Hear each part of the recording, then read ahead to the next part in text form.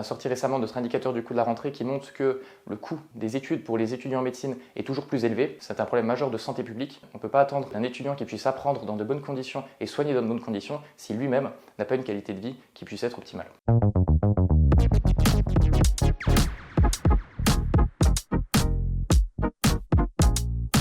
C'est donc une association qui est vouée à représenter les étudiants en médecine et défendre leurs intérêts, à les accompagner et à développer des projets pour qu'ils puissent se sentir bien dans leur cursus. Nous, au quotidien, ce qu'on fait, c'est qu'on défend les étudiants en médecine. Donc, on va porter des revendications qui sont propres aux étudiants, que ce soit d'un point de vue des formations médicales, sur le bien-être, la précarité, sur le système de santé. On va également organiser des événements qui vont permettre à tous les réseaux associatifs de se rencontrer, de développer des projets communs et de monter en compétences à travers de la formation qu'on va leur proposer. Alors nos premiers interlocuteurs, c'est les étudiants, puisque de par notre modèle, on représente strictement la vie qu'ils peuvent exprimer. Ensuite, notre deuxième versant, ce sera celui de porter ces idées auprès de nos ministères de tutelle, donc du ministère de la Santé, de l'Enseignement supérieur, mais également des différentes institutions et organisations comme la Conférence des doyens, France Université, les parlementaires. Alors moi, ce qui me pousse à m'engager, c'est de voir des étudiants qui, pendant 6 ans de leur vie, vont faire don de soi, que ce soit à travers l'acquisition de connaissances, mais également à l'hôpital, dans les services, auprès des patients, et de voir que ces étudiants ils vont souffrir d'injustice sur de nombreux aspects. L'autre chose qui va me pousser à m'engager, c'est de voir des étudiants qui vont donner de leur temps pour accompagner d'autres étudiants et de voir monter des associations avec différents projets. Je pense que c'est très important de s'engager aujourd'hui parce que ça permet déjà de faire des expériences qu'on ne fera pas dans notre cursus également, parce que ça permet de montrer qu'il est possible de changer les choses, que ce soit à l'échelle locale ou à l'échelle nationale. 94 000 étudiants en médecine de la première à la 6e année. La première, ce sera le suivi des réformes qui sont en cours dans notre cursus. Je pense notamment à la réforme d'entrée dans les études de santé, je pense à la réforme du second cycle, dont il va falloir dresser le bilan, pouvoir proposer des améliorations pour les années à venir, mais également la réforme du troisième cycle, et notamment la mise en place de la 4e année d'internat médecine générale, qui n'est toujours pas assurée pour les étudiants qui sont pourtant déjà entrés dans cette voie-là. Parallèlement, le deuxième axe, ce sera la qualité de vie étudiante, et notamment pouvoir continuer à agir sur des questions telles que la précarité, la santé mentale, la lutte contre les violences sexistes et sexuelles, et enfin, le troisième axe, ce sera celui de pouvoir participer à la construction du système de santé de demain en défendant les principes et les valeurs qui sont les nôtres.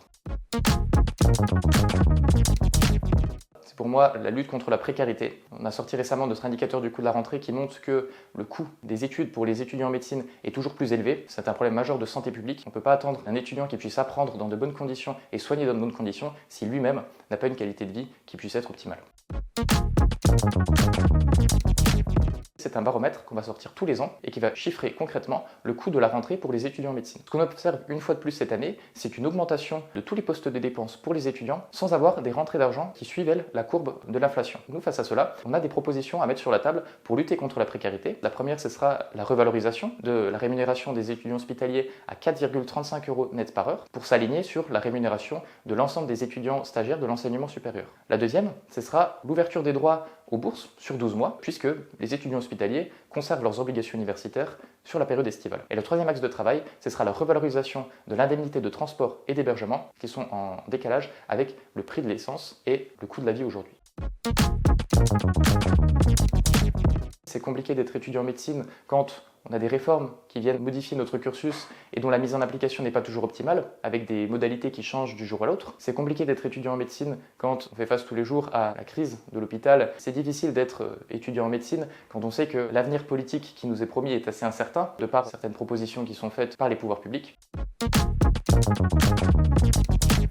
L'année dernière, pour la première fois, les étudiants ont donc passé et ont donc terminé le cycle de cette réforme. Il nous appartiendra maintenant de tirer les conclusions, que ce soit des épreuves, que ce soit de la procédure d'appariement, et de formuler des propositions pour améliorer cette réforme-là, qui, en l'état actuel aujourd'hui, est bien en deçà des attentes qui avaient été exprimées par les étudiants lorsqu'ils ont été consultés pour la créer en 2017.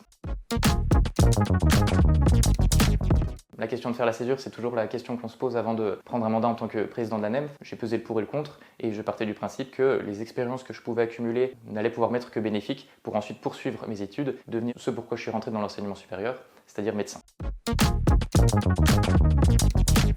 Que ce soit Besançon, ma famille et mes amis, tous vont me manquer, mais je sais pourquoi je m'engage et je profiterai d'autant plus des moments où je retournerai dans cette ville.